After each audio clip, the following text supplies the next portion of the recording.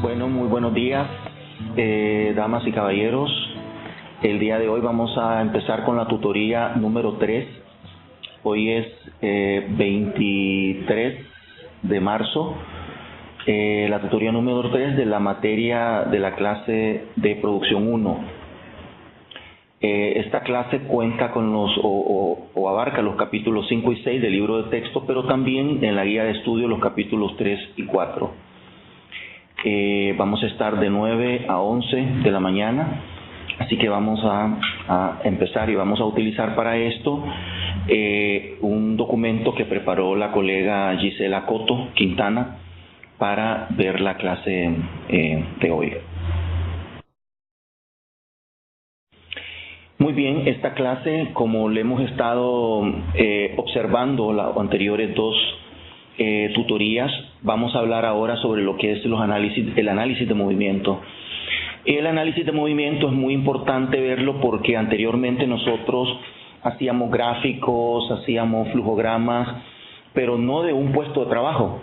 Los gráficos, los flujogramas y los análisis que hacíamos eran normalmente de una persona interactuando o con máquinas o caminando o moviéndose, o diferentes personas que estaban detrás de un proceso de producción.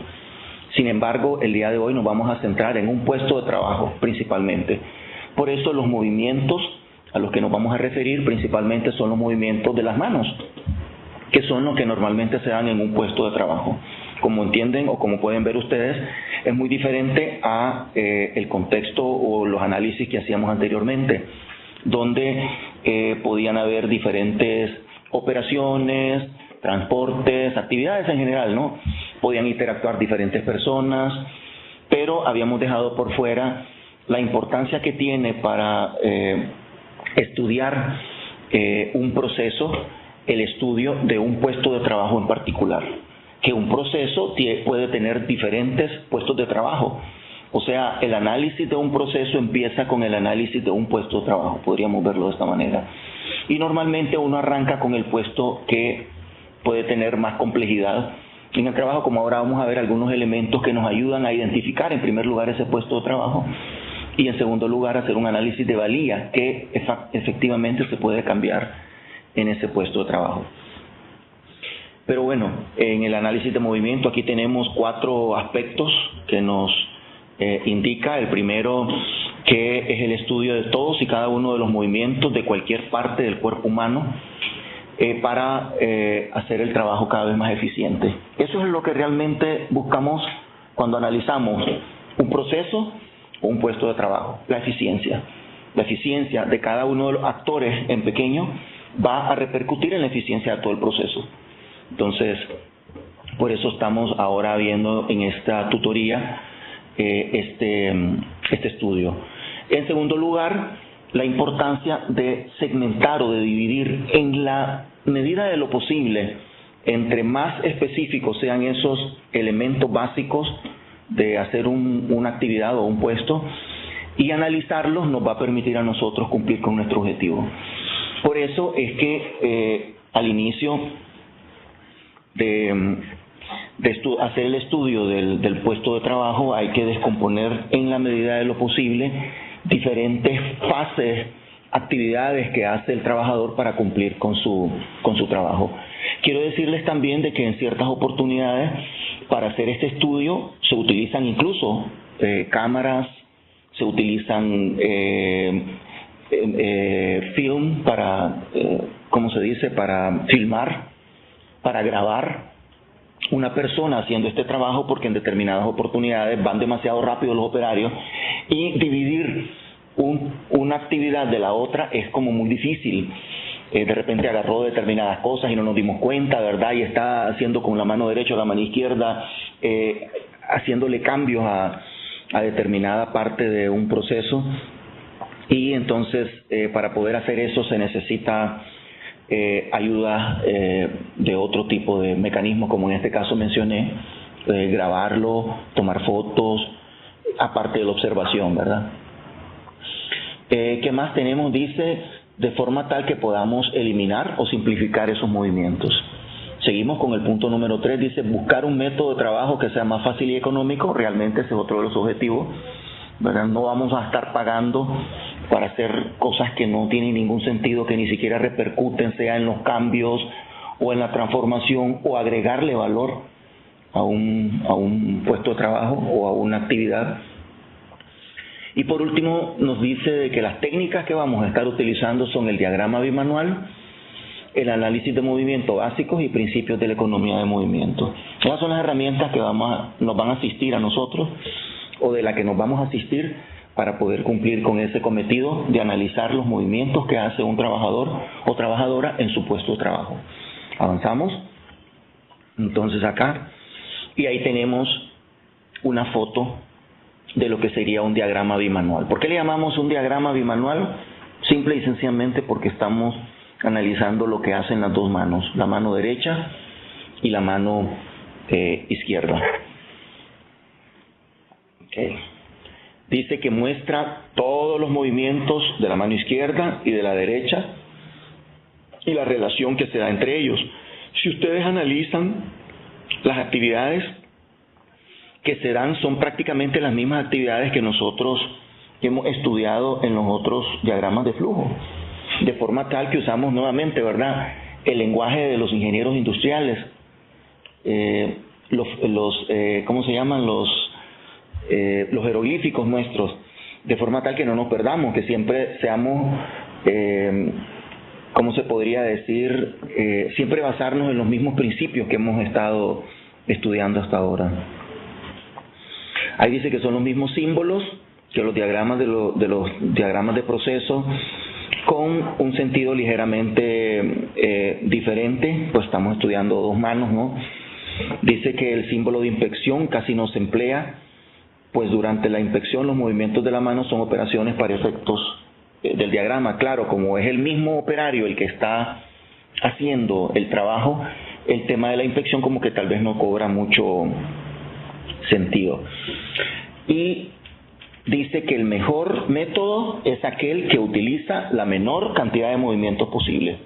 Claro, siempre y cuando cumpla con los objetivos de transformar la pieza a como se pidió, ¿verdad?, a como se requirió.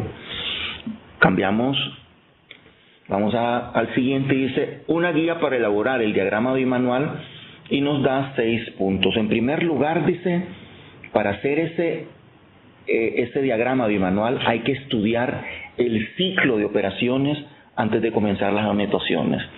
O sea, ¿qué hace el ingeniero industrial, el de producción, la ingeniera industrial? Estudia ese ciclo de operaciones antes de comenzar a hacer anotaciones, antes de empezar a escribir qué es lo que está pasando. Lo observa, lo analiza, lo ve desde diferentes puntos de vista. Y recordar lo siguiente, vamos a hacer el registro de una mano a la vez. Aunque hay dos manos que interactúan, vamos a ir enfocándonos, por ejemplo, vamos a empezar con la mano derecha o con la mano izquierda, y hasta que terminemos con una mano, vamos con la otra mano. Por eso es que es imposible que con solo un ciclo que vos analices tengas los registros de ambas manos cubiertos. Tenés que esperar a que vuelva a hacer otro ciclo para asegurarte de que todo lo que anotaste de la mano izquierda fue lo correcto, y después ahora vamos con el de la mano derecha, ¿verdad? Aunque las dos estén interactuando, solo estamos enfocados en una mano, ¿se entiende? Una mano a la vez, como nos dice acá. Igual, registrar unos pocos símbolos a la vez. ¿Por qué? Porque como el operario va rápido, no vamos a tener la capacidad para captarlo todo, pero con el tiempo vamos llenando cada vez más la página de las actividades con que se cuenta. Dice, anotaciones en un mismo renglón se realizan al mismo tiempo. Claro, en el caso de que la mano y la derecha hagan actividades al mismo tiempo, en ese mismo renglón van a ir esas mismas actividades de la derecha y la izquierda, pero siempre vamos a empezar con una, como les dije anteriormente. Y después dice, las acciones sucesivas se registran en renglones distintos. Claro, si ya pasó 0.2 segundos, la siguiente actividad que hagamos va en el renglón siguiente. Ni más ni menos como hacíamos con los flujogramas, diagramas de flujo, ¿verdad? Que son actividades totalmente diferentes. No es lo mismo agarrar una pieza que detenerla para pasar con el destornillador y sacar un tornillo. o sea, el agarrarla, el sostenerla, grab, como se dice en inglés, el levantarla, ahí tenemos 3 actividades muy diferentes y las 3 tienen que ser anotadas, porque lo que estamos haciendo es procurando que el trabajador, la trabajadora, haga la menor cantidad de movimiento posible. Tal vez no es necesario que la levante para quitar el tornillo, tal vez solo que la agarre, la detenga y, ¿verdad?, de una vez quitarle el tornillo. Por eso es que el análisis de movimiento es muy importante con la asistencia de estos elementos que les decía, de cámaras, etcétera, porque eso le va a permitir a la persona poder hacer propuestas que conlleven a trabajar la menor cantidad de tiempo posible en una pieza, porque normalmente son trabajadores que hacen actividades muy rápidas. Este tipo de análisis, el análisis bimanual, de diagrama bimanual, se utiliza principalmente en aquellas actividades, ustedes tal vez lo han visto en las plantas, donde va caminando una banda y los trabajadores están armando, qué sé yo, un dispositivo, una cámara, y rapidito, uno a veces ni siquiera diferencia un movimiento del otro, lo ponen, va la otra. Así nosotros no podemos hacer ningún comentario, pero ya cuando se analiza con cámaras, se estudia, se pone en lento, ya podemos ver qué movimientos extras se están haciendo que podríamos posteriormente reeducar o proponer, ¿verdad?, que se reeduque a los trabajadores para que hagan la menor cantidad de movimiento posible, porque un minuto es oro a la hora de ensamblar piezas donde la actividad de él dura 10 segundos. Un minuto más, un minuto menos, son 6 actividades extras que pudo haber hecho en los cambios de esa cámara fotográfica o esa memoria USB, etcétera. ¿Qué más dice? Vamos a asistirnos acá de telescopio. Dice, registre todo lo que se hace y evite combinar operaciones con transportes o colocaciones, a no ser que ocurra realmente al mismo tiempo. Claro, lo que queremos es ver el origen y el fin de cada una de las actividades, sin que se mezcle con otras cosas que puedan repercutir en ella, como en este caso nos habla de los transportes. Bajemos. Y dice análisis de movimientos básicos, un poquito de historia. Acá nos habla de quién era Frank Gilbreth y su esposa, eran 2 investigadores que fueron los que empezaron a meterse más en el tema del análisis de los movimientos, los micromovimientos. De hecho, a cada uno de esos movimientos, ¿saben cómo se le llamó? Se le llamó Derbling. Así se le llamaba, Derbling. ¿Saben de dónde sale la palabra Derbling? Ok, es Gilbreth al revés. Entonces ellos, a esos movimientos que ellos empezaron a descubrir, que normalmente en los puestos de ensamble, cuando estás en un puesto de trabajo, esos movimientos de agarrar, levantar, acercar, que son como 7, 8 movimientos básicos, ahora los vamos a ver, se les llamó Derbling, porque ellos fueron los que lo descubrieron. Antes nadie los podía diferenciar uno del otro. Decía, pero ¿cómo podemos estudiar un puesto de trabajo donde el operario va soplado, ¿vale? Va, no puede. Entonces ellos dijeron, no, hay una forma de hacerlo. Agarraron una cámara, empezaron a observar y vieron de que en sí había movimientos básicos que los podíamos separar como tal y que se podían estudiar y que se podía proponer cambios y ajustes en ellos.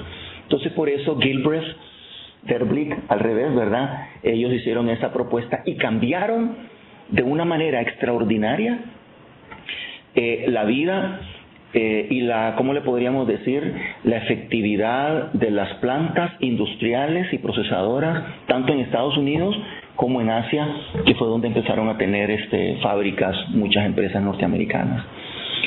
Ahora dice, ¿verdad?, que el objetivo era mejorar la operación eliminando movimientos superfluos. ¿Qué son superfluos? Que no tienen sentido, de forma tal que se pudiera lograr una mayor eficiencia.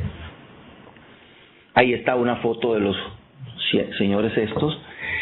A manera de historia, cuando yo estudié ingeniería industrial, hace muchísimos años, por supuesto, recuerdo que el profesor, el examen que nos puso a nosotros, fue que dijo, le estoy hablando hace muchos años, ¿verdad? O sea, la década de los 80. El profesor llegó para hacernos el examen de esto, de los Derbling. Se sentó, dijo, bueno, saquen papel y lápiz todo el mundo, vamos a hacer un examen. Todo el mundo extrañado, qué raro, ¿verdad? ¿Cuál va a ser el examen? Bueno, todo el mundo con papel y lápiz, guardamos todos los libros y él sacó una cajetilla de cigarro, puso el cigarro, sacó la cajetilla de fósforos, puso la cajetilla de fósforos. Ya empezaron, ¿verdad? Dijo, y todo el mundo ya empezó a poner mano derecha, mano izquierda. Sacó un fósforo, encendió, se puso el cigarro en la boca, lo encendió, dio una bocanada, lo puso y puso todo lo demás y dijo, hasta aquí termina el examen. Y entonces todo el mundo empezó, ¿verdad?, a imaginarse, a decirle a alguien, oye, ponete vos, y el profesor salió y todo el mundo, ¿verdad?, ¿cómo es que hizo? Ok, sacó, agarró, el primer Derblin, ¿verdad?, movió, jaló, lo puso, o sea, todos esos movimientos que son los famosos Derblick, había que ponerlos o con la mano derecha o con la mano izquierda, como el profesor lo había hecho. Y bueno, no está más decir, ¿verdad?, que haberse sacado un 100 era casi imposible. ¿Entiendes? Ahí está nuevamente, dice, fueron desarrollados el principio de economía de movimientos por Gilbreth, que es el señor que inventó los Derblick, pero después llegó alguien que se llamaba Ralph Barnes, que de hecho fue uno de los primeros que escribió un libro sobre métodos de trabajo. Barnes se hizo famoso por eso, porque él agarró lo que dejó Gilbreth y lo empezó a aplicar a las plantas industriales, lo metió como un componente, ¿verdad?, más de los estudios, etcétera, etcétera. Ok, aquí nos dice de que a la hora de hacer esos principios de economía de movimientos, vamos a utilizar 3 subdivisiones básicas. Vean qué interesante. La primera es la aplicación y el uso del cuerpo humano. Ojo, que aunque estamos hablando de las manos, el movimiento del cuerpo juega un papel esencial, porque de alguna manera los brazos se apalancan con el cuerpo, ¿verdad? ¿Ok? El número 2 es un arreglo o un display, digamos, ¿no?, del área de trabajo, que juega un papel esencial. No es lo mismo agarrar una tijera acá que tenerla aquí la tijera. Y no es lo mismo agarrar una tijera donde solamente están 10 tipos de tijeras puestos, que agarrar una tijera donde hay alicate, martillo y todo en un display sin orden. ¿Okay? Porque te puedes perder, ay, ¿dónde es que tenía? Aquí están, ¿verdad? Versus a tener, ¿dónde es que tengo yo las tijeras? Las tengo acá, las tijeras nada más. ¿Dónde tengo los clavos? Los tengo aquí. ¿Dónde tengo los pernos? Los tengo aquí. ¿Okay? La capacidad de respuesta del trabajador va a ser más rápido si el arreglo del trabajo está diseñado con una lógica, eso es a lo que se refiere. Y por último, la importancia de que las herramientas y los equipos estén ajustados a la mano de la persona. Ojo, qué importante, porque antes estaban ajustados a otras cosas, qué sé yo, a la conformidad del camión, de la llanta, no sé, pero hoy en día sabemos de que todo lo que tiene que ver con el tema de ajustar las herramientas, los equipos al cuerpo humano juega un papel esencial, porque las personas se cansarán menos. He ahí lo que hemos aprendido con el famoso uso del celular, ¿verdad? Que hay personas que en vez de ver el celular así, tal vez debería estarse viendo la pantalla así. ¿Qué ha pasado? Que tenemos toda una generación de personas que tienen problemas del cuello. ¿Okay? Porque cuando se hizo el celular tal vez no se pensó que las personas lo iban a estar viendo de esta manera, como tal vez los que somos más viejos, que ya con solo ver 5 minutos así ya nos sentimos resentidos, ¿verdad? Y necesitamos ver. Entonces la importancia de que una pantalla esté a la altura de tus ojos es esencial para que vos puedas trabajar tus 8 horas de trabajo, te desempeñes sin ningún tipo de interferencia de cansancio físico, versus a que si la pantalla está más abajo o está más arriba y vos tengas que estar así, ¿verdad? Entonces ajustar, ¿cómo le podemos llamar? Ajustar los equipos, las herramientas, todo lo que vos tenés a tu cuerpo es esencial, más que hacerlo al revés, ¿verdad? Que a que vaya más rápido el flujo, independientemente de si yo me estoy cansando más o menos. ¿Qué es lo que va a pasar? Que al final de cuentas vamos a tener una línea de trabajo de trabajadoras cansadas y probablemente con solicitud para ir a visitar a un médico para revisarlos porque no están dando sus mejores respuestas. Ok, y lo último que nos dice acá, dice descubrir la ineficiencia del método usado, pero hacerlo con brevedad del lugar del trabajo y la operación. Nuevamente, o sea, para poder analizar qué es lo que está pasando en un puesto de trabajo, hay que hacerlo en las operaciones lo más corto posible para que nosotros en un futuro podamos hacer una propuesta eliminando esas ineficiencias. Caminamos un poquito, siempre en el tema de la economía de movimientos, y aquí vamos a hablar sobre la primera, ¿verdad?, de las tres que hablamos, que era la aplicación y el uso del cuerpo humano. ¿Se acuerdan que hablamos que había que analizarlo desde tres aspectos, ¿verdad?, de tres subdivisiones? Aplicación y uso del cuerpo humano fue la primera, la segunda, arreglo del área de trabajo, y la tercera, diseño y herramienta de equipo. Entonces vamos a ver la primera, aplicación y uso de ese cuerpo humano. Ok, dice la primera, las manos deben empezar y terminar sus movimientos al mismo tiempo y no deben de estar simultáneamente ociosas excepto en los descansos. Claro, porque uno se asiste normalmente o con la derecha o la izquierda, dependiendo de que seas vos. Si vos sos zurdo, entonces la derecha va a ser tu soporte. Si vos sos derecho, ¿verdad?, entonces las dos hacen las actividades al mismo tiempo y las dos van a terminar, se supone, descansando o poniéndolas al mismo tiempo. Dice, a no estar simultáneamente ociosas excepto en los descansos. Número 2, dice, hacer movimientos de los brazos en direcciones opuestas y simétricas. A esto se refiere, ¿verdad? Opuestas, simétricas. Número 3, aprovechar el impulso que pudiera traer el material, aprovechar la gravedad. Aprovechar la fuerza de la gravedad, que siempre ha sido una fuerza tan importante, y aprovechar la gravedad significa de que nosotros vamos a utilizar menos esfuerzo para maniobrar determinada.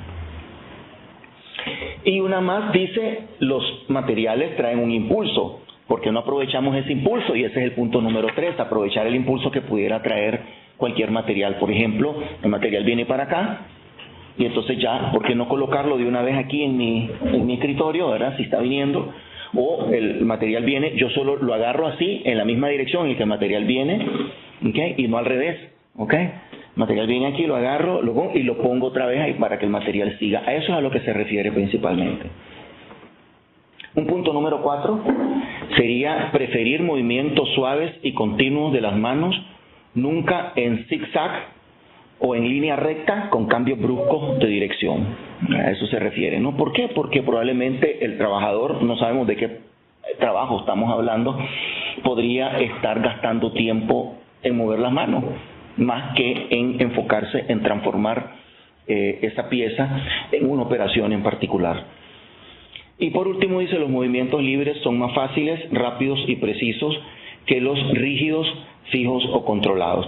Bueno, esto es en consonancia de los dos anteriores, ¿no?, que hay que aprovechar el impulso en que traen los movimientos para no utilizar fuerza de las personas para poder continuar con el proceso. Una vez más, ya hemos visto la primera, ¿verdad?, que era la aplicación y uso del cuerpo humano. Vamos con la número 2, que era el display. Arreglo, al display normalmente se le llama a ese arreglo del área del trabajo, que es aquello que vos dominás con tus dos manos. ¿Okay? ¿Dónde es que tenés las herramientas? Ok, las herramientas las puedo tener aquí. ¿Dónde están los insumos con que yo voy a trabajar? Aquí están los tornillos, aquí están hules, aquí están, ¿verdad? De forma tal que tengan una lógica.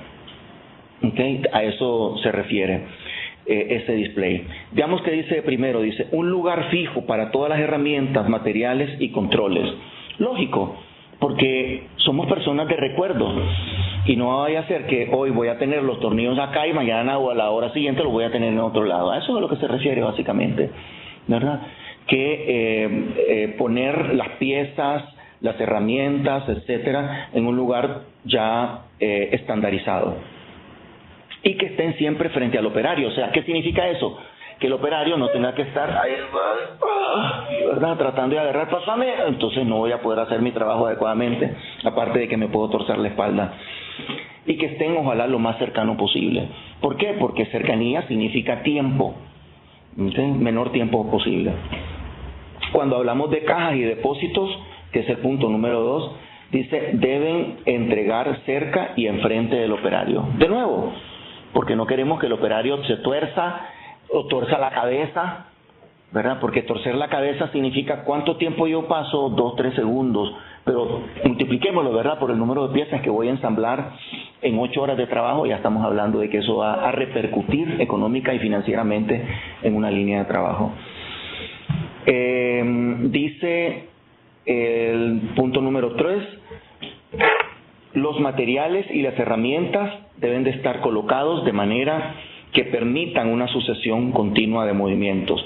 De nuevo, ¿verdad? Ojalá que vayan, si yo voy a trabajar de esta manera, ojalá que estén así, ¿okay? De una manera continua, ¿se entiende? Aquí está una pieza, aquí está otra pieza, aquí está otra, de forma tal que vaya con lógica. ¿Okay? Después pueda seguir aquí, pueda seguir aquí, pueda seguir. Estamos haciendo un ejemplo, ¿verdad? Poniéndole un poquito basado en la lógica que nos dice el comentario, pero que no sea así, que yo empiece por acá, después que tenga que ir por acá, después otra pieza por allá, después otra cosita por allá, ¿se entiende? No tiene sentido. Pero sí tiene sentido si yo voy por acá, la otra piecita está por acá, la otra cosita que agarro está por acá, la otra que agarro está por acá, y ahí va, ¿verdad? Entonces tiene flujo, tiene facilidad, tiene suavidad a la hora de hacerlo, sin esos movimientos bruscos que me permitiría hacer si yo tengo que estar por acá. ¿Y dónde está la otra? La otra está por aquí, la otra está por aquí, la otra está por allá. Y por último dice altura del banco de trabajo y la silla y la iluminación, ¿verdad? Eso es muy importante porque es lo que estábamos hablando antes, ¿ok? En la medida de lo posible, si yo tengo que estar torciendo la cabeza para estar teniendo poder ver y estar armando algo, tarde o temprano voy a tener problemas de tortícolis o lo que sea, ¿verdad? Tal vez ustedes se han fijado en los bancos de trabajo de algunos ensambladores, que a veces los bancos están un poco más altos para que ellos puedan ver bien, y en algunos casos cuando son piezas muy pequeñas, ¿okay?, una lupa, y ellos detrás de la lupa están armando sus cositas, ¿okay?, porque cada vez más estos aparatitos son más pequeños. Entonces, verlos a pleno ojo, como en mi caso sería casi un imposible, ¿verdad? Yo necesitaría 2 lupas probablemente, una detrás de la otra, para poder armar el puesto de trabajo. Ok, y la iluminación, que ya en los anteriores hemos hablado de la importancia de la iluminación para que el trabajador haga bien su trabajo. No es lo mismo tener buena o mala iluminación, ya de eso lo sabemos, ¿verdad? Porque hay un impacto positivo en la productividad de la persona. ¿Ok? Y bajamos con la tercera, que era la economía de movimiento y diseño de herramientas y equipos. Vean, aquí un comentario antes acá. La palabra ergonomía es una palabra muy importante porque es el ajuste de todo al cuerpo humano. ¿Okay? Entonces, la ergonomía es una palabra que ustedes van a estar viendo una y otra vez en lo que es producción 1, en lo que es la economía de movimientos, etcétera. ¿Y qué significa ergonomía de nuevo? Significa ajustar herramientas, el display, todo lo que se hace en ese puesto de trabajo al diseño y al tamaño del cuerpo humano. Créanlo ustedes o no, aún si el cuerpo, ese puesto de trabajo se diseñó para determinado tipo de operario o operaria, varón o mujer, ojo, lo ideal es que continúe una persona con características similares operando ese mismo puesto de trabajo, ¿vale? Por el tamaño, si está trabajando con una pantalla. De otra forma va a tener que ajustar el puesto de trabajo para otra persona con otras características físicas diferentes a las que teníamos anteriormente. Y de eso estamos hablando, el ajuste de la silla o ajustar la silla para que la persona no tenga problemas en tamaño, ¿verdad? Porque tenemos sillas que se pueden ajustar sin ningún problema, ¿verdad? Ok, me bajó, me subió, perfecto, ahí alcancé, ahí está bien, sí. ¿Qué pasa con las pantallas? Las pantallas tienen que estar de una manera, ¿cómo le podríamos decir?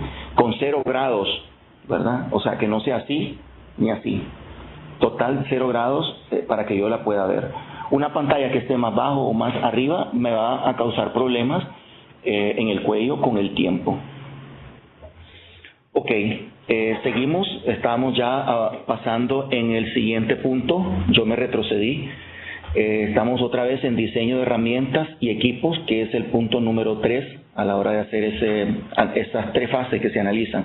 Vean ustedes el alicate. Este alicate está adaptado a las necesidades del cuerpo, por eso le llamamos diseño como ergonómico. En cambio, al diseño tradicional, que puede ser usado de manera libre, pero el ergonómico probablemente para ese proceso en el que están haciéndolo, el diseño ergonómico es el ideal, ¿vale? Y asimismo ajustar las piezas, las herramientas, ajustar el escritorio al trabajador para que el trabajador o la trabajadora se canse lo menos posible, sea lo más productivo posible, es lo que nos va a permitir a nosotros tener un puesto de trabajo que va a impactar positivamente ese proceso. Imagínense, estamos hablando de un puesto de trabajo, imagínate vos si hay 20 puestos de trabajo y haces el mismo análisis ergonómico, ese mismo estudio en todos, el impacto va a ser por supuesto superior. ¿Qué dice el primero? Dice usar guías, sostenes, pedales, para que las manos realicen un trabajo muy productivo. ¿Qué son los sostenes? Es algo que me tenga acá, ¿verdad? Que yo pueda estar viendo, comparando, sí, es algo que me lo sostiene, ¿no? Guías, cosas que puedan estarse moviendo arriba, o pedales en forma tal de que si va a permitirme a mí, ni más ni menos como cuando uno está cosiendo, ¿verdad? Haciendo el trabajo más productivo. Dice 2 o más herramientas a la vez. Estoy con una y otra herramienta al mismo tiempo para hacer un trabajo. O dice las palancas, los travesaños y manivelas, manejarlas con el menor cambio de postura del cuerpo y mayor ventaja mecánica. Yo sé que esta parte de lo que estamos hablando tiene que, que vaya leyendo con frecuencia porque tiene que ver con muchos aspectos, muchos detalles para poder verlo en su totalidad, ¿verdad? Toda esta parte. Ok, y aquí hay comentarios, dice criterio de diseño de herramientas, y aquí tenemos algunos elementos que tienen que ver con el diseño de las herramientas. Aquí quisiera hacer un comentario, y es que a la hora de que el trabajador o la trabajadora está haciendo su trabajo, recordar siempre la importancia que a ustedes les va a tocar supervisar de una u otra manera, o a la gente de producción, ¿ok?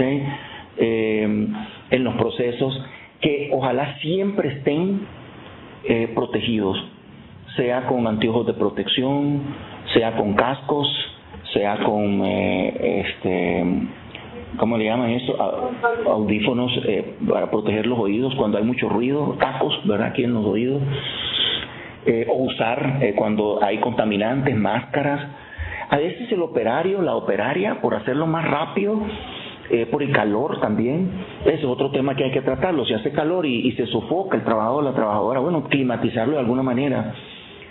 Pero lo más importante es la seguridad del trabajador y la trabajadora, porque todo lo que pasa debajo del techo de la empresa va a ser responsabilidad del máximo representante legal de la empresa. El representante legal de alguna manera tiene que asegurarse de que sus supervisores están atentos, ¿verdad? Que los colaboradores, las colaboradoras, los trabajadores en general, las trabajadoras, están protegidos de una u otra manera. Todos sabemos, ¿verdad?, lo sofocante que puede ser trabajar en un galerón sin muchas ventanas, tal vez por el tipo de proceso que se está llevando a cabo.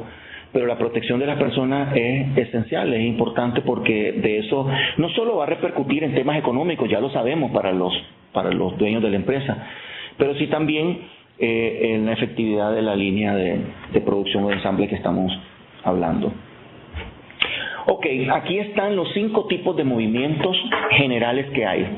Y vean ustedes que siempre el tema de los 2 primeros, que son de dedos de la mano, los dedos de la mano, ¿verdad?, los vamos a ir acarreando hasta el último tipo de movimiento. ¿Okay? Aquí están los 5 clases generales de movimiento. Entonces, la primera es que solamente vas a usar los dedos de la mano, ese es el primero. ¿Okay? Hacer algo con esto, ¿verdad? Yo recuerdo que en una oportunidad nos tocó ir a visitar la Gallito, les estoy hablando hace 30 años, no la Gallito hace 2 o 5 años, cuando existía la Gallito hace 30 años que hacía chocolates, a la hora de empacar, ¿okay? Recuerdo que no se podía mirar, o sea, tenías que filmar vos cómo es que las personas empacaban, agarraban el dulce, el empaque, pero ¿cómo hicieron? Qué extrañado, ¿no? Ok, hasta después se metieron máquinas para poder estudiar ese tipo de procesos. Ok, la número 2 es los dedos y la muñeca. Okay, ya empezamos a meter la muñeca, no solamente los dedos, sino la muñeca. Cada vez va a un grado mayor de complejidad, ¿ok? Y el tercero es el antebrazo. Antebrazo, muñeca, dedo. Por último, el brazo en sí, y finalmente el cuerpo que asiste al brazo, al antebrazo, a la muñeca y a los dedos. Entonces, estos 5 clases o tipos de movimiento es importante porque ¿qué es lo que estamos armando? Va a depender mucho de qué tipo de movimientos deberían de ir ahí. Recuerden de que estos Gilbreth, estas personas, al estudiar los famosos Der Blick y descomponer en 6, 7 tipos básicos de movimiento, a la hora de hacer un trabajo, el trabajador, ¿ok? Ya ellos podían proponer qué tipo de movimiento, tipos de Der Blick podían ir en un puesto de trabajo, previo a que se estandarice ese puesto de trabajo. Ese es un tema muy importante porque, como les digo, eso se hizo ya una ciencia en el tema de la parte del estudio de los movimientos en una planta de proceso. Ok, aquí dice verificar economía de movimientos y reducir la fatiga. Ya empezamos a hacernos las preguntas claves para que este puesto de trabajo genere la menor fatiga y empiece a economizar movimiento. Ojo, la primera pregunta dice, ¿están balanceados los movimientos? Recordemos, ¿verdad?, que ojalá los movimientos lleven uso de las 2 manos al mismo tiempo. ¿Por qué? Porque hay un balance del cuerpo. ¿Sí? Ahí está la aplicación y uso del cuerpo humano, dice. Una pregunta más, dice, ¿se encuentran las herramientas y los materiales cerca y enfrente del operario? ¿Sí? ¿Qué importa acá? Recordar, ¿verdad?, que en la medida de lo posible, que entre yo más tuerza el tronco, estoy perdiendo movimiento, me estoy fatigando más, estoy dedicándole más tiempo a hacer un trabajo que si lo tuviera todo enfrente, ojo, en el ámbito de mis 2 manos, las cosas serían mucho más easy, mucho más fáciles. Dice, hay un lugar fijo para cada herramienta. Recordar que las herramientas es mi machete, ¿no?, en ese puesto de trabajo. Es lo que yo siempre voy a estar utilizando para hacer determinada actividad. ¿Tiene que tener un puesto fijo? Por supuesto, porque si la herramienta está bailando por todos lados en la mesa, aparte de ocasionar algún accidente, etcétera, etcétera, de recordar dónde la tengo, está invirtiendo tiempo extra que no tiene sentido hacerlo. Una pregunta más, dice, ¿se entregan los materiales cerca de su punto de uso por medio de la gravedad? Ok, si viene ¿cómo se dice? Un tubo, de alguna manera, que me esté entregando un producto acá, que yo voy a agarrarlo con la mano derecha de primero, vean la diferencia, que es que me lo esté entregando aquí, que yo tenga que hacer un esfuerzo por agarrarlo, un esfuerzo por, ¿verdad? Entonces, si yo lo agarro de acá y recordar que nuestra amiga en el tema de lo que es el movimiento de los productos en un flujo de procesos, va a ser la ley de la gravedad. ¿Okay? Si cae con gravedad, perfecto, y entonces ojalá que con este impulso de la mano derecha a la izquierda yo lo vuelva a pasar al siguiente puesto de trabajo. Una más dice, ¿están los materiales y herramientas en posesión previa a su uso? O sea, nuevo, ¿verdad? Que aquí arranco y aquí termino, y ojalá entregarlo por acá. Se retira el material terminado por medio de la gravedad. Nuevamente, la gravedad va a ser muy importante porque tal vez no es una línea de producción, pero sí también va a ser un espacio donde yo lo tiro por acá y por la gravedad va al siguiente puesto de trabajo. ¿Por qué la gravedad es muy importante? ¿Se imaginan ustedes? Porque significa energía gratis. De lo contrario, vamos a tener que estarle pagando a una herramienta o a una línea de trabajo o a una bomba, algo, electricidad para estarlo llevando de un lugar al otro. Que algún mecanismo eléctrico consume energía y no queremos consumir energía, entonces la gravedad se va a convertir en una aliada estratégica para este tipo de cosas. Y después dice, se retira el material terminado por medio de la gravedad, por supuesto, la fatiga va a ser mucho menor. Y por último, existen aditamentos que liberen las manos de sostener las herramientas, diseño, herramientas y equipo. Ustedes se han fijado de que hay algunas tenazas que tienen como un resorte, ¿verdad? Que uno presiona, corta y ella solita regresa a su espacio natural, sin necesidad de que uno tenga que estar con los dientes abiertos otra vez la tenaza. ¿Okay? Esos aditamentos son muy importantes porque regresa el equipo, la herramienta, etcétera, a su punto inicial. Entonces, ¿qué pasa? Vos volvés, metés la pieza en la mandíbula. Estamos tomando el ejemplo, ¿verdad?, de la tenaza, las metes ahí sin ningún problema. Versus a que vos terminaste cerrando y están otra vez cerradas las muelas de la tenaza, entonces abrir las muelas, meter la pieza otra vez, créanlo o no, en hacerlo 1000 veces eso me va a consumir tiempo. Y ojo, un accidente, yo con frecuencia cuando estoy agarrando una tenaza y dándomelas de electricista, con mucha frecuencia me estoy cortando, mordiendo, ¿verdad?, un dedo. Y bueno, un mordisco de una tenaza es como un mordisco de un mini pitbull, ¿verdad? Ok, sigamos por acá.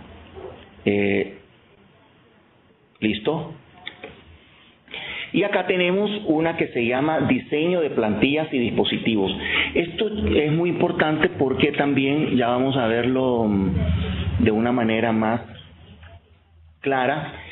Ustedes se han fijado de que en un papel uno con frecuencia, algunos trabajadores pueden tener a dónde es que va a poner la pieza, ¿verdad? Hay una plantilla abajo, hay un vidrio y te permite poner sobre el vidrio, usando la postura de la plantilla, la pieza que vos querés, ¿verdad?, armar, y entonces vas a meter dos cosas acá, otras dos cosas acá y después armarla. Ese es el uso de plantilla, eso es a lo que se refiere, porque la plantilla te van a ahorrar mucho tiempo versus a que vos la hagas al ojo.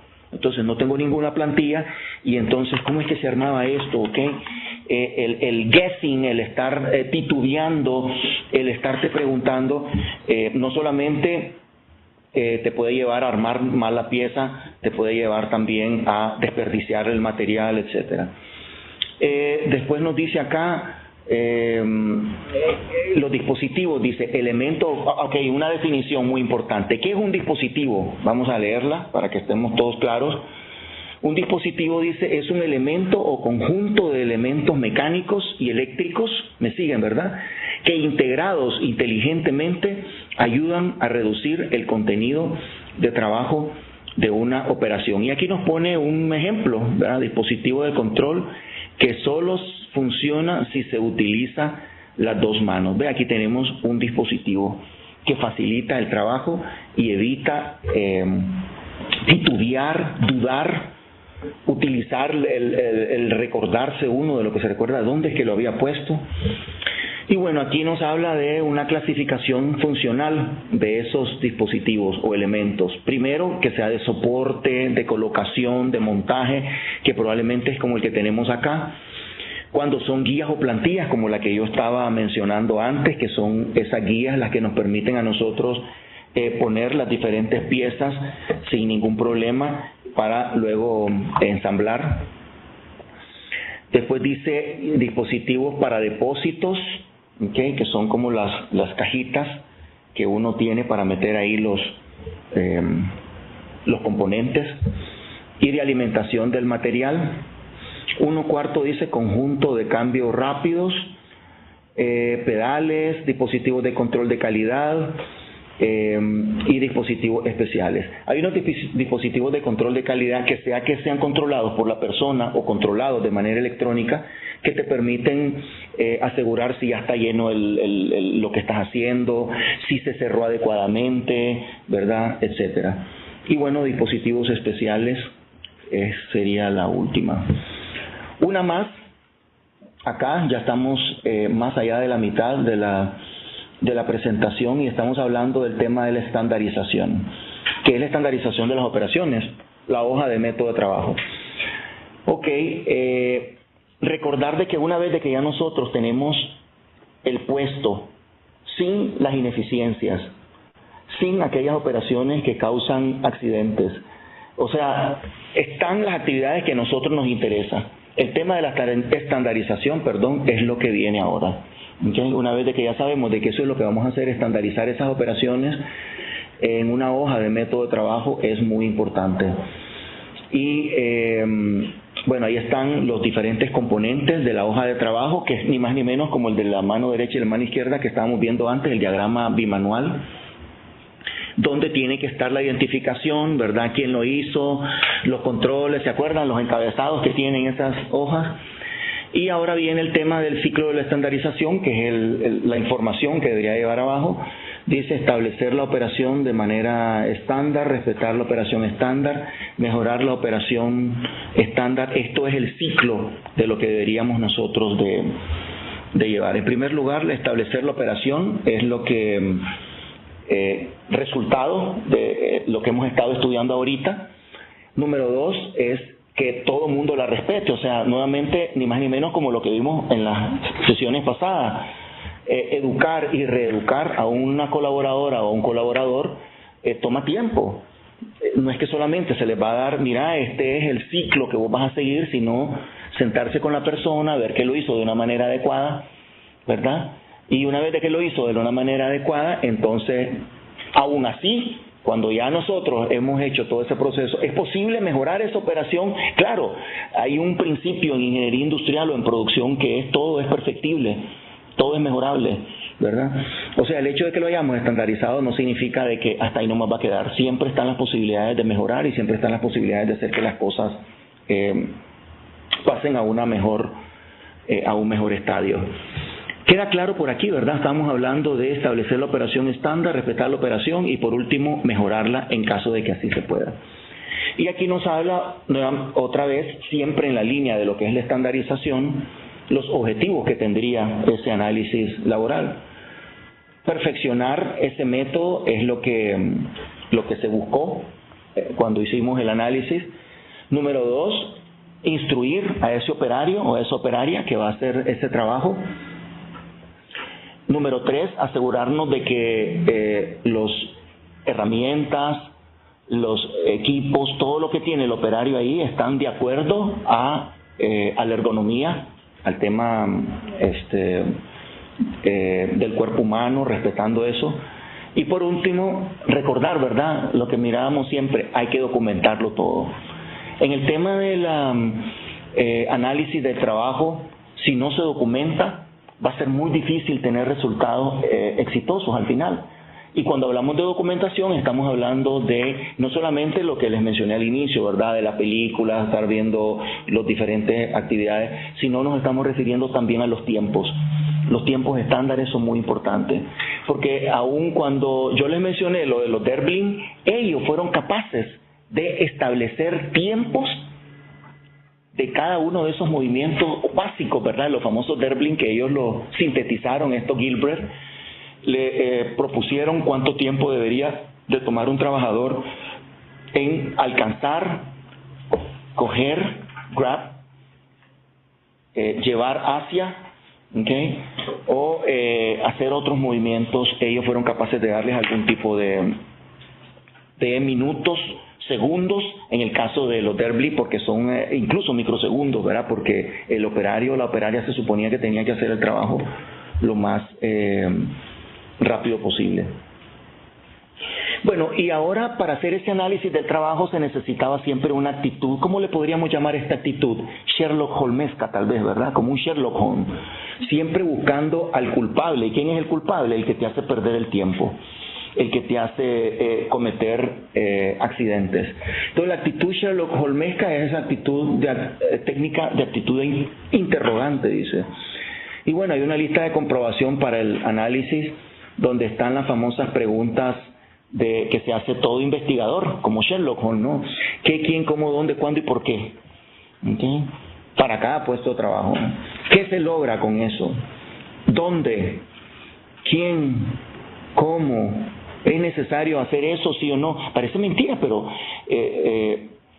uno por cultura, por historia, hace tantas cosas que hasta después que llega alguien que no está tan relacionado con ese proceso, le pregunta a los demás, oye, ¿por qué ustedes hacen tal movimiento? Porque así nos lo han dicho. Sí, pero fíjate que no le agrega ningún valor, ¿verdad?, a aquello que están haciendo ustedes. Ah, fíjate que no lo habíamos pensado. Parece mentira, a veces es necesario que lleguen un par de ojos frescos que no están, no quisiera decir la palabra viciado, sino que están sumergidos, ¿verdad?, en un proceso en particular, para que a uno le cuestione determinados elementos que para ella no tienen sentido. Ahora, ¿por qué esa persona? Tal vez ustedes han visto que hay determinadas actividades que es más fácil que las haga una dama que las haga un caballero, principalmente en lo que es ensamble. Ustedes ven en muchas de las líneas de ensamble principalmente mujeres, por una simple y sencilla razón. Los dedos son más pequeños, los dedos son más delgados, son más minuciosas, la capacidad que tiene para enhebrar algo son muchísimo mayor que la que tenga, por ejemplo, una persona como yo, que tiene dedos grandes, gruesos, tosco, tembloroso, ¿okay?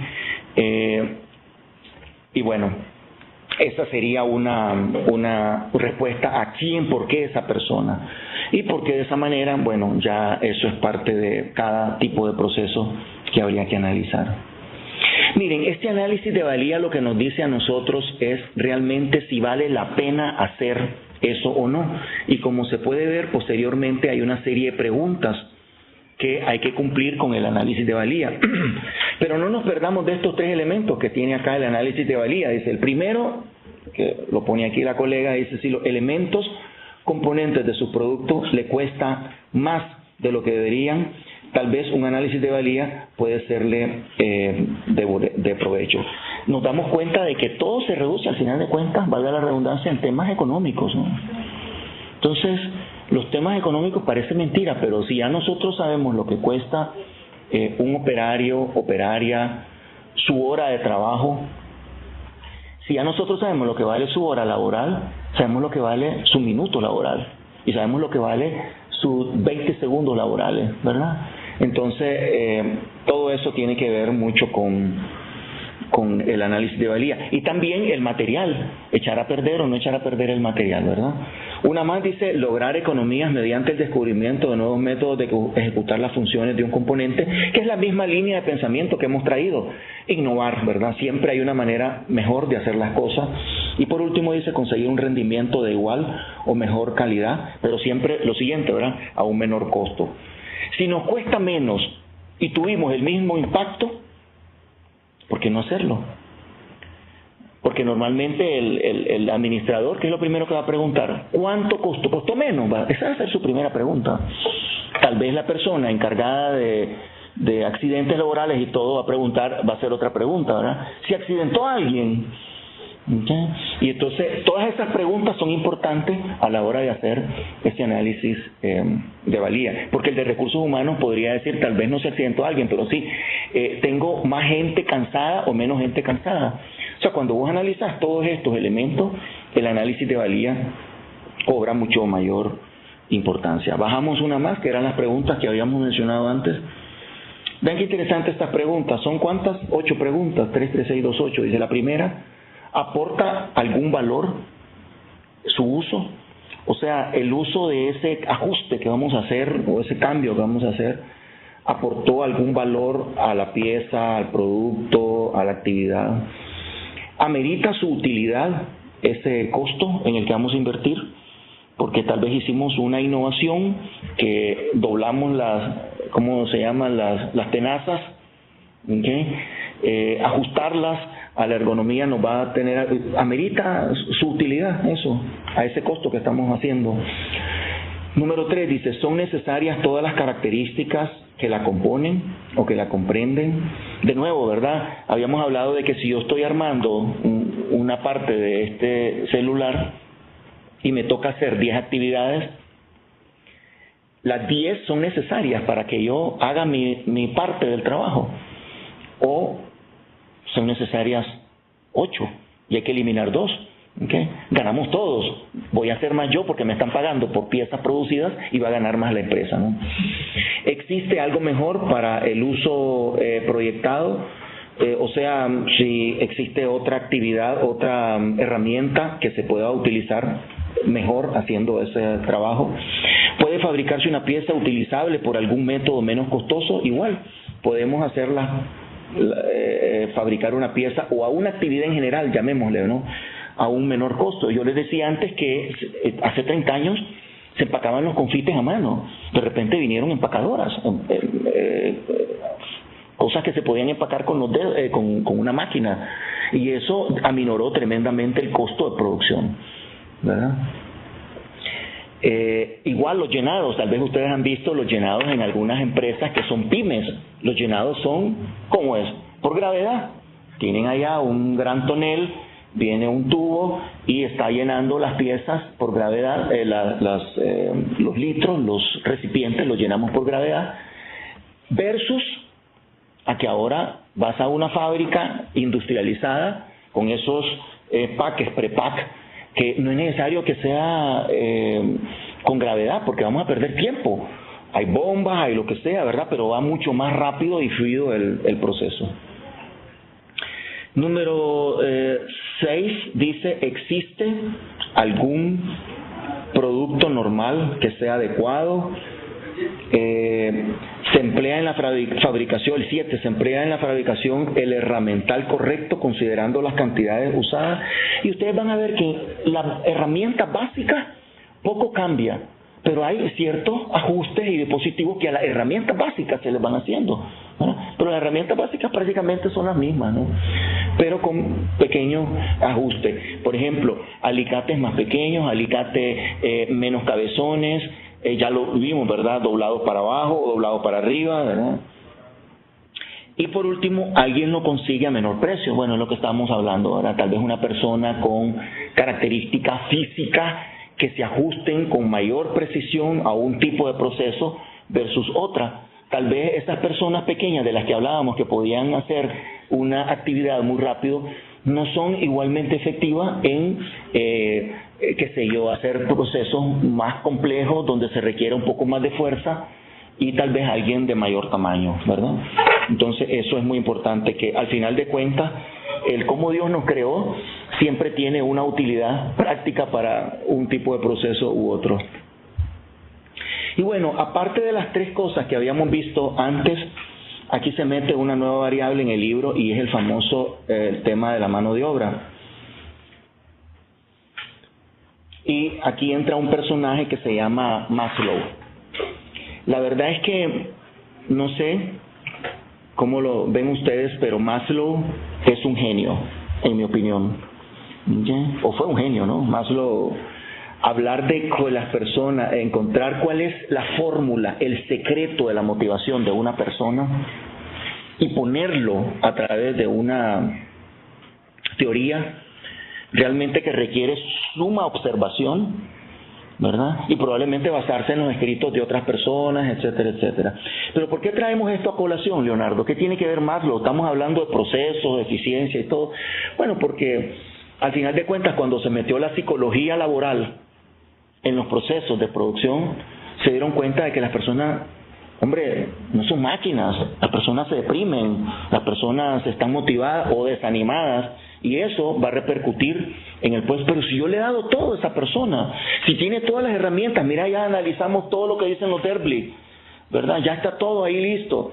Sí, pero hay otros elementos que hay que considerar, ¿verdad? ¿Qué es lo que Maslow nos plantea acá? Y aquí está la famosa jerarquía del ser humano de Maslow. Y él dice que la primera y la más básica son las necesidades fisiológicas. Que si vos no tenés tus necesidades fisiológicas cubiertas, cumplidas, difícilmente vas a pasar a la siguiente necesidad u otras, ¿no? Que son la de sentirse seguro, la de seguridad, la de integración, la individuación y la última, la de autorrealización. Esto es una maravilla. Si ustedes se ponen a ver cómo Maslow lo dividió, que realmente la persona que no tiene las necesidades fisiológicas llenas, el pasar al siguiente etapa, que es la de seguridad, va a ser muy difícil.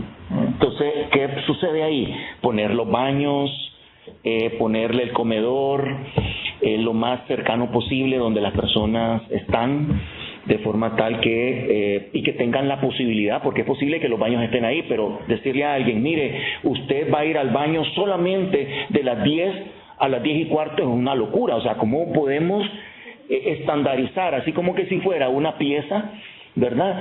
El proceso, la forma de cómo cada quien procesa los alimentos y procesa las cosas que se come? O sea, eso no tiene ningún sentido. Pero sí se puede decir, mire, le vamos a dar 15 minutos para ir al baño a la hora que usted lo quiera tomar, ¿verdad? Entonces ya uno sabe 15 minutos en la mañana, 15 minutos en la tarde, o yo no sé cómo funciona, si son 15 minutos en la mañana o 15 minutos en la tarde, pero ya uno sabe, ¿verdad?, que cuenta con eso y lo va a hacer uso cuando... Igual con el tema de lo que son el alimento. Ok, repasemos, la verdad es que ni siquiera hemos hablado. ¿Cuáles son esas necesidades fisiológicas? Las necesidades fisiológicas entonces serían de alimento, ¿qué más? Todas las necesidades de dormir, de descansar, ¿okay? El baño ya lo mencionamos, ¿no? Esas serían las necesidades fisiológicas que cualquier ser humano, y no solo ser humano, cualquier ser viviente prácticamente, ¿no? Las necesita para mantenerse con vida. Y la número 2 es la necesidad de sentir que uno en el lugar donde estamos seguros realmente, ¿okay?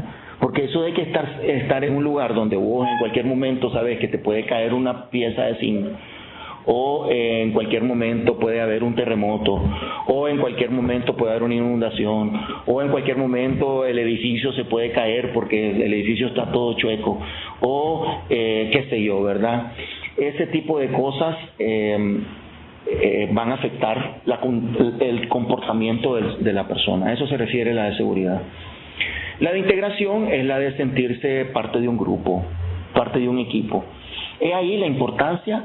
No sé si ustedes lo han visto en el 90, 95, si no más, de los puestos laborales de que se ponen a concursos. Trabajar en equipo es esencial. Y aprender a trabajar en equipo es un tema de todos los días. O sea, eso de que sos un halcón o sos un gavilán y que vas a trabajar solo y que no puedes trabajar en equipo, eso es un tema cada vez menos visto. Entonces, tener esa pericia para trabajar en equipo es producto de sentirse integrado, porque si no tenemos técnicas de integrar a las personas y de que se sientan parte de un equipo, por eso es que ustedes han visto en las organizaciones, cualquiera que sea, donde vos llegás y sos parte de ella, la celebración de los cumpleaños, ¿verdad? El amigo secreto, el jugar, la celebración del Día de la Madre, del Día del Padre, la celebración del Día del Niño, o sea, todas esas celebraciones son parte esenciales de hacer que todo el mundo forma parte de un equipo y no dejar nadie por fuera, ¿verdad? Entonces eso es muy, muy importante. Fíjense que muchos jefes o jefas se fijan cuando una persona tiene esa capacidad para integrarse o no. Y si no tiene esa capacidad para integrarse de alguna manera, tratan de hablar con la persona. Mira, ¿qué ha pasado? He visto de que vos no haces equipo, no querés... es que tratar de ver qué es lo que está pasando. Sí, tal vez algunas de las otras dos seguridades, de las otras de las dos necesidades, no están llenas en la persona, ¿verdad? Tal vez esta persona tiene problemas en la familia que no le permite dormir bien, descansar bien, los chiquitos, no sé, nadie se los cuida o algo así, ¿verdad? Y temas de seguridad. Entonces, una vez de que averiguamos qué está pasando con ese colaborador o colaboradora, ver los temas de integración es como más fácil. Y ver el punto número 4, a todo mundo le encanta que reconozcan su desempeño. Y eso es lo que dice la necesidad número 4. ¿Okay?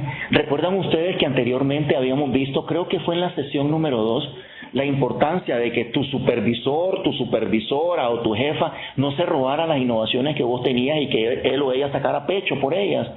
Eso era un golpe para un colaborador que pasó estudiando, que pasó trabajando por un logro que le pertenece a él o a ella. Esto lo que se refiere es que los logros tienen que ser reconocidos, porque eso es parte...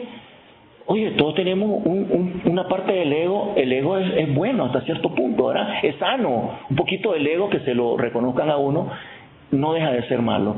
El problema es cuando vos te centrás mucho en la parte ególatra, ¿verdad? Que siempre me gusta que estén hablando de mí, qué hice yo, ¿verdad? Y entonces me dieron 200 likes, qué bárbaro, eso voy a poner otra foto y ahora lo voy a poner así, me dieron 300 likes y entonces eso se puede poner, ¿verdad? Esperar likes en el trabajo, digámoslo de esta manera, ¿no? Pero es justo de que me den el like correcto, a eso se refiere, ¿no? Cuando corresponde. Y por último, el tema de la autorrealización, que tiene que ver mucho con que todos tenemos sueños y todos debemos de alguna manera tener un plan para alcanzar esos sueños. Eso es la autorrealización. Logré una meta. Las personas, ustedes se han fijado, y disculpen que traiga esto a colación, pero yo creo que tiene que ver muchísimo con un empleado, una empleada altamente motivado. Y son las personas que son suicidas normalmente no tienen metas en la vida. ¿Okay? Entonces, cuando un psicólogo se enfrenta con alguien o tiene a alguien que le han dicho, mira, se suicida o tengo problemas, qué sé yo, de comportamiento, lo primero que se pregunta a veces, una de las primeras cosas que se pregunta el psicólogo es, ¿tiene metas en la vida esta persona? ¿Tiene algo por quién vivir o por qué luchar? Normalmente la gente que tiene alguien por quién vivir y por quién luchar no se mata, no se suicida. ¿Okay? Pero otras personas que tal vez están vacías, que no tienen metas en la vida. ¿Qué hace el psicólogo o el coach? Procura ponerte metas en la vida, de forma tal que vos vayas pasito a pasito, ¿verdad? Y vayas saliendo de ese estado que, ojo, que cualquiera de nosotros puede caer en ese estado. Cualquier ser humano puede caer en una situación de depresión, principalmente por algún accidente, alguna situación difícil, alguna pérdida muy importante de alguien que vos querías, ¿verdad? Etcétera. Eso te resetea el sistema y ahí es donde un coach, no necesariamente tiene que ser un psicólogo, aunque no hay que tenerle temor a los psicólogos, y tener un psicólogo a veces es una ventaja extraordinaria, o un coach, ¿verdad? Y los coaches son muy importantes porque no solamente te ayudan a ponerte metas en la vida, sino te ayudan a darte seguimiento. Leonardo, dijiste que ibas a terminar esa tarea en 24 horas, ya pasaron 24 horas, ¿cómo vas con ella? Ay, sí, cierto, se me olvidó, y entonces poco a poco te van sacando de ese estado, ¿verdad? De forma tal de que te ayudan a hacerte una persona más organizada, más orientada hacia las metas, porque se supone que va a ser una persona más efectiva en la vida. Entonces, aquí tienen ustedes, tarán, ¿verdad? Aquí está, les presento la jerarquía de necesidades de Maslow, que querrámoslo o no, ha jugado un papel esencial en la psicología industrial, porque aun cuando de los trabajadores y las colaboradoras lo que vemos es su poca efectividad o su mucha efectividad en un puesto de trabajo, detrás de esa persona siempre están estos elementos jugando un papel esencial. A eso es a lo que se refiere, ¿verdad? Y no sé si hay comentarios, preguntas, pero le damos una más por acá. Y vamos al tema de lo que es horas hombre, horas mujer. Debería ser horas persona, ¿verdad? Para que tenga un enfoque de género, disponibilidad de horas género. Y bueno, aquí hay dos elementos que mencionan. De hecho, vamos a ver después algunas fórmulas que tienen que ver con el día calendario de la persona trabajadora.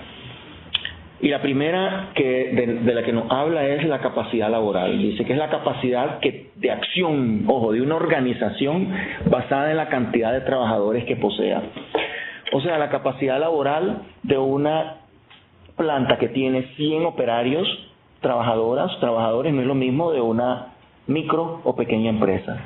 Por eso es que los gobiernos normalmente se enfocan en apoyar a las MIPES, micro y pequeñas empresas, porque son empresas que tienen una capacidad laboral y una capacidad de producción, porque la capacidad laboral tiene que ver con la capacidad de producción, tiene que ver con la capacidad de venta, tiene que ver con todo esto, ¿verdad?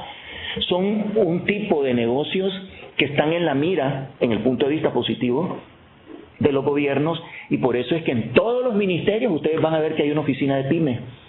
Siempre hay una oficina de MIPE, de micro, pequeñas empresas o de pequeñas y medianas empresas, por la simple y sencilla razón que son tipos de empresas que necesitan apoyo para poder pasar al siguiente nivel de crecimiento, ¿verdad? Y ahora en el tema de las horas hombre dice que es la de hora persona, disculpen, que es la disposición de una persona para realizar un trabajo, sea actividades, tareas, durante el periodo de 60 minutos. ¿Okay? Ahora, ustedes van a ver que normalmente esa hora persona siempre se le da como ¿cómo se podría decir? Un porcentaje de flexibilidad, ¿verdad? Nunca se multiplica o nunca se consideran los 60 minutos per se exactos y precisos. Vos tenés que elaborar 60 minutos. No, a veces se consideran las bondades del clima, de la visibilidad, del ruido, y en base a eso se le pone un porcentaje de efectividad. ¿Okay? Por ejemplo, qué sé yo, 1 hora persona en un lugar que es muy caliente, que es más allá caliente de promedio, en un lugar que hay poca visibilidad, en un lugar donde hay mucho ruido. Todo eso se considera, y créanlo o no, hay tablas que te permiten a un ingeniero industrial ver que esa hora efectiva de 60 minutos debería de ser 52 minutos de hora productiva, porque hay 8 minutos que de alguna manera se pudieran perder en la transpiración, en el no ver bien, en el ruido que los está poniendo molestos, ¿verdad? En los colores, ¿se acuerdan que también hablamos del tema de los colores, etcétera, etcétera? Ok, acá hay un desglose. Vamos a ponerlo, opa, caramba, se nos cerró esto. Ajá. Disculpen, vamos a ponerlo acá. Estamos acá, ¿verdad? Ahí estamos, muy bien.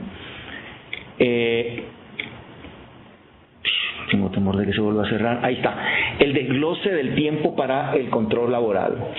Bueno, en el día calendario y vamos a ver de que hay día laboral y hay día no laboral, lógico, ¿no? Y a cada uno de ellos tiene sus componentes. Veamos que en el día laboral tenemos 2, que son las horas laborales regulares, ¿okay? 8 horas al día, 9, no sé cuántas, ¿verdad? Dependiendo del tipo de actividad que se haga. Pero vean ustedes, hay otras que son las horas extras, que normalmente se pagan cuando la actividad de trabajo o la cantidad de trabajo que había que hacer no la completamos con la primera, ¿verdad? Entonces uno dice, hagamos horas extras. Vean ustedes la importancia para una empresa poder valorar cuánto normalmente un trabajador hace en sus horas laborales, para que después no se haya la costumbre, ¿verdad?, de que vamos a hacer horas extras porque todos ganamos más con horas extras. Entonces somos más lentos en las horas laborales normales para que nos premien haciendo horas extras. He ahí una planta procesadora, una empresa o como se llame, que ya tiene estandarizado, que ya tiene claro cuál es el desempeño de una persona en sus horas laborales regulares, de forma tal que las horas extras las pueda distribuir de una manera lógica. Esto es importante porque algún día a ustedes les va a tocar o ser supervisores, les va a tocar también ser dueños de negocio. ¿Okay? Y como dueños de negocio, todos queremos ganar más en la medida de lo posible, pero haciendo lo justo y lo correcto. ¿Okay? Y bueno, ¿cómo se dividen las primeras de las que hablamos? Las horas laborales regulares, dice, están en horas productivas, pero también podemos tener horas no productivas, ¿okay? Y también podemos tener horas no trabajadas. Ojo, que estamos hablando en las horas laborales regulares. Leonardo, ¿pero por qué hablamos de horas no trabajadas? Porque puede ser que por culpa del empresario o la gerenta o como se llame, se dañó una máquina y van a pasar 2 horas reparando la máquina, ¿vale? Porque no tenemos una extra, ahí porque muchas empresas tienen 2 máquinas de la misma. Se dañó una, inmediatamente ponen a funcionar la otra, porque si no vas a tener 25 trabajadores, 15 trabajadoras, 10 o los que sean, toda la plantilla esperando a que reparen esa máquina, y si las tienen que estar pagando. Son sus 8 horas laborales, ¿verdad? Porque ellos, ¿qué dice su contrato? Entramos a las 8 y salimos a las 5, entramos a las 7 y salimos a las 4, ¿verdad? ¿Okay? Y si no se está trabajando porque no hay un backup de máquina, no la tienen que pagar esas horas. ¿Se entiende, damas y caballeros, por lo que estamos hablando? ¿Okay? Igual en el tema de las no productivas. ¿Okay? Es posible de que, gracias, no me había percatado de ese detalle, de que las horas productivas no las estemos cuantificando adecuadamente por el tema de una mala supervisión o qué sé yo, cualquier otra cosa, ¿no?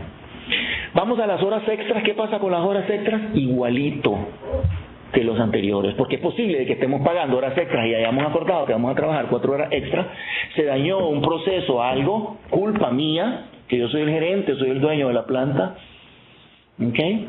Y ustedes van a pasar 2 horas extras, cruzaditos de brazos, ya teníamos un acuerdo ahora y la máquina no está haciéndolo. No está ahí operando. Y en el tema de los días no laborales, recordar, ¿verdad?, de que pueden ser por 2 razones. Porque son feriados regulares que ¿cómo se llama? La ley laboral los define y los clasifica con mucha precisión cuáles son esos feriados regulares. Incluso el MITRAP, el Ministerio del Trabajo, todos los años publica, ¿verdad? Este año van a ser los feriados tales y tales. ¿Por qué lo hace el MITRAP? Porque de ahí de ahí se van a basar los contratos, de ahí se van a basar todo el año que una empresa el gerente de la planificación de la producción, tiene que ver mucho con eso. ¿Verdad? Y hay trabajadores también que tienen actividades fuera de lo común, los guardas de seguridad, los médicos y las enfermeras que están de turno. O sea, normalmente sus horarios, ¿verdad?, que no son los horarios normales de cualquier operario, cualquier persona que entra a las 7 y sale a las 4, de las 8 a las 5. Pero de alguna manera tienen que tener descansos, ¿no? Entonces ellos van con horarios especiales. Pero esto es lo que normalmente se ve, ya dijimos sábado y domingo, feriados de ley. Y el tema de las ausencias especiales dice que tenemos ahí es por vacaciones, por ausencias autorizadas pagadas, ausencias autorizadas no pagadas, ausencias no autorizadas no pagadas, ¿verdad? Así se puede descomponer.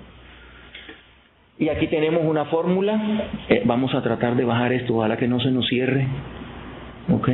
Y aquí tenemos el HH, que sería las horas persona disponibles, están viendo, ¿verdad?, conmigo, que son iguales a todos los componentes de la fórmula que están ahí, que son el número de operarios directos. Recordar, ¿verdad?, que esta capacidad que tiene la empresa, ¿okay?, ¿cómo le llamamos? Esta fórmula para calcular las horas persona disponibles va a depender mucho del tamaño de la empresa. ¿Por qué? Porque estamos considerando el número de operarios directos, operarias. ¿Okay? Que en una pyme es distinto a una microempresa, donde todo el mundo hace de todo.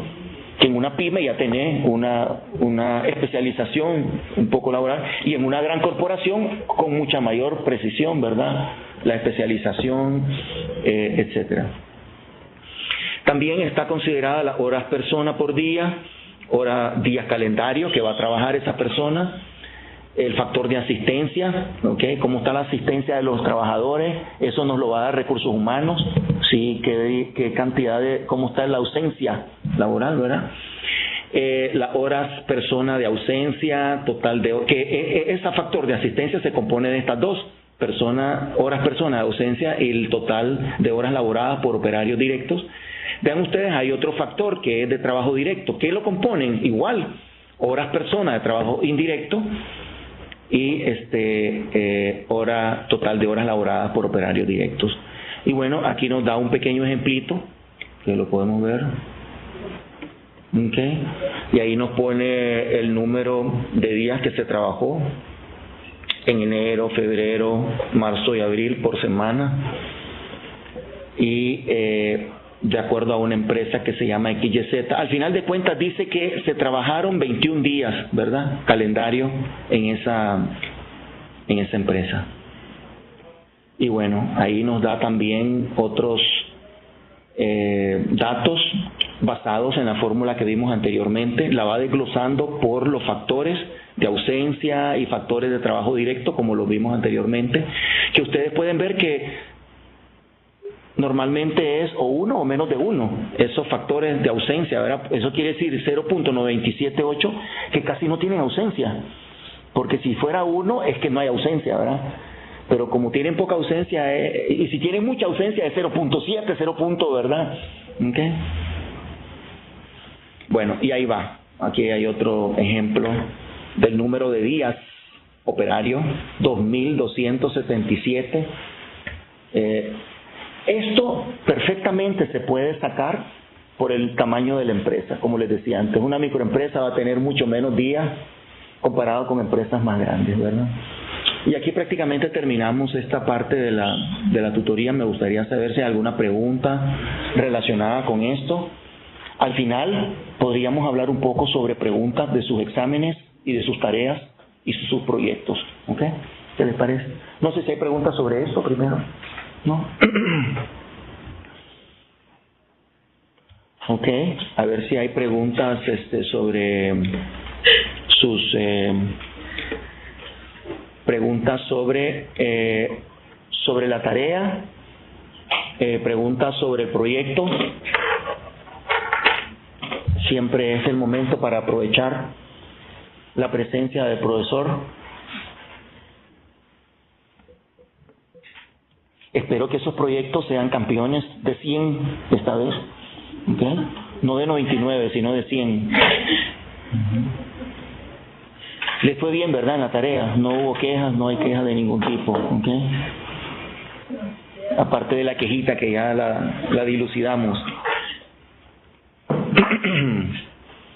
Ok, entonces el profesor queda libre ya de toda pregunta, Bueno, muchas gracias. Queremos agradecer a las personas que han estado aquí físicamente, pero también a los que nos escuchan en los diferentes centros universitarios de la UNED.